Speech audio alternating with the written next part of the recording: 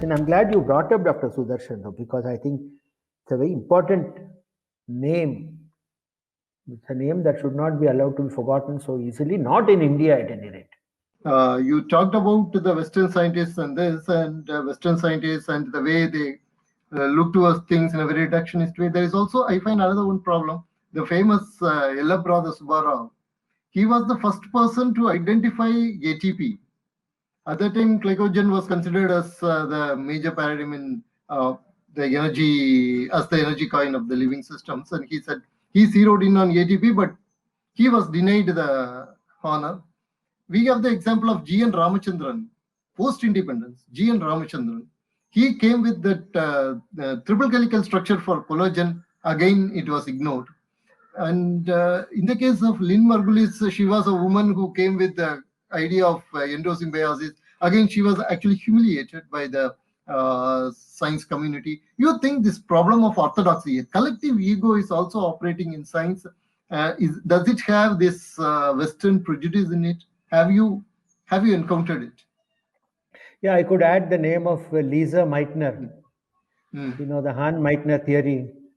And Right. Lisa Meitner was Jewish in a climate in Germany which was very against the Jewish people. And oh yes, it's there. Certainly, it's there. And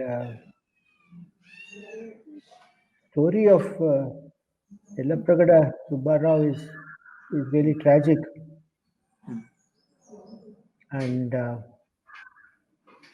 see, he worked, Ramchandran also. They all worked in an era where some of these things were well entrenched. And no person of Indian origin was going to be taken seriously, no matter what they did. So we were finally a colony, and we were being exploited pretty badly. And it also suits the interests of the colonial masters to perpetrate the idea that we are not capable of anything. I mean,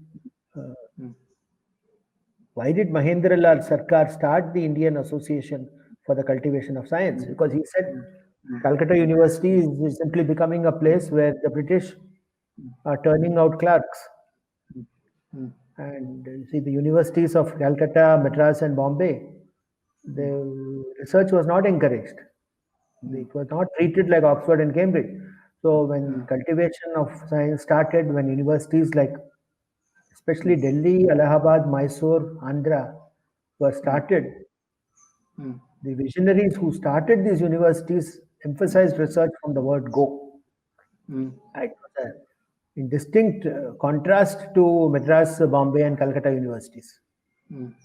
Somehow never came out of that old setup. My own institute, when it started, you know, coming together of the Dowager Maharani, J.N. Tata, and Swami Vivekananda. You know, this magic combination of these three people. And I believe all should be given equal credit. And usually there is a tendency to give all the credit to Tata, or sometimes to Vivekananda. People forget about the Maharani. In 10 minutes, she agreed to hand over 400 acres of land, without which we wouldn't have got an institute. And then, so these three people had to come together.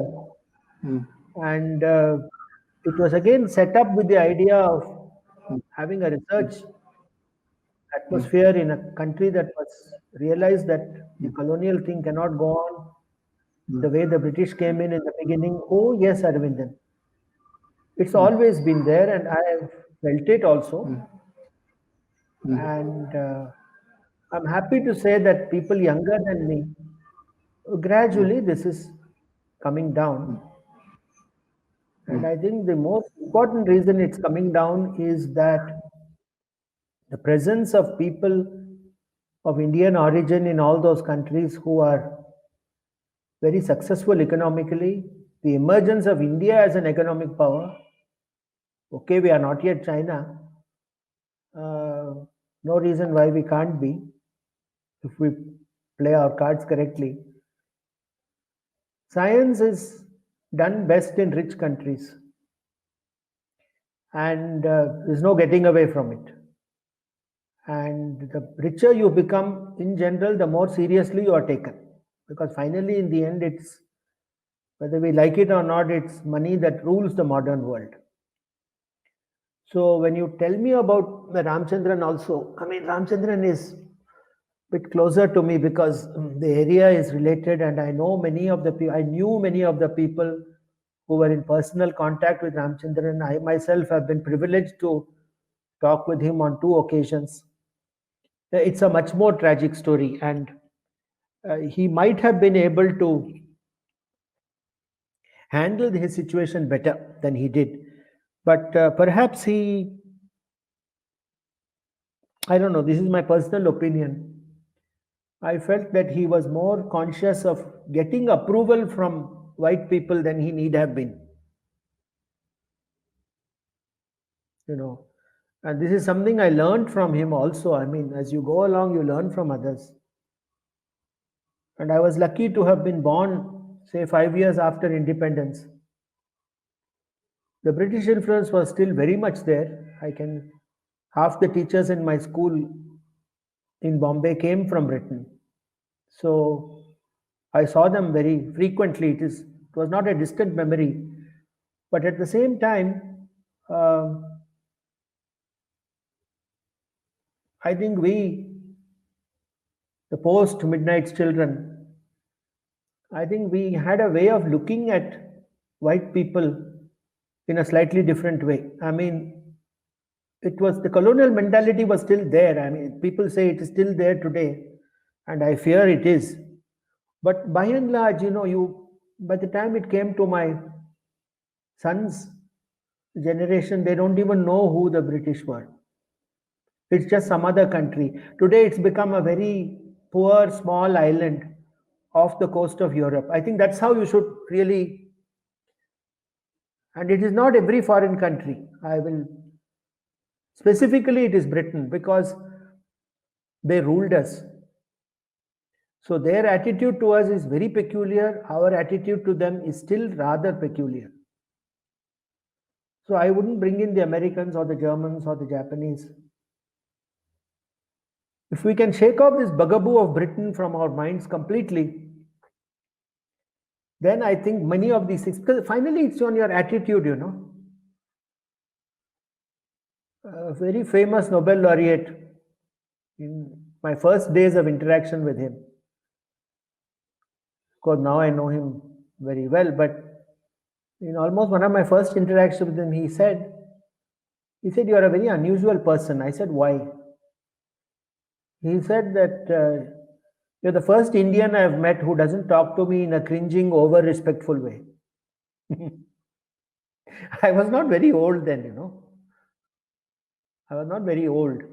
And so this is just it. I mean, people behave with you the way in which you behave to them. If you're confident enough about your work, then it should not matter with whom you're talking. I think this is a real point which you mentioned. It's still there, but it's far less now. I think in the last 20 years, post 91, as India became more significant economically for those guys, I think they have gradually and somewhat unwillingly learnt to accept our presence. And even now, when in the cases of blatant plagiarism and irregularities committed in India, these things get wide publicity